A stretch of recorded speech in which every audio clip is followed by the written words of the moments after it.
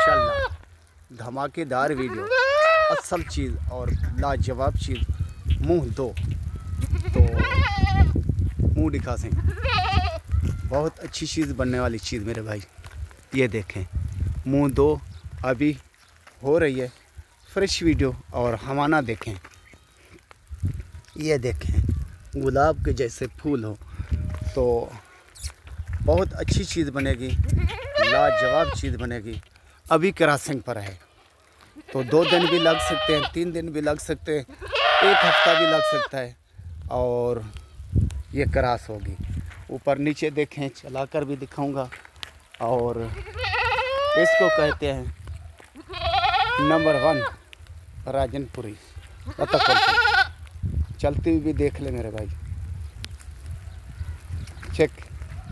तो और तो भैया बरसात हो रही है तो इसलिए ये ठहर नहीं रही।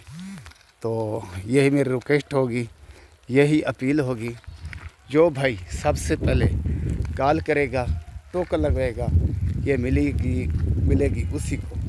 ठीक है ना प्यारे भाई। अल्लाह आपको सलामत रखे और खुश रखे।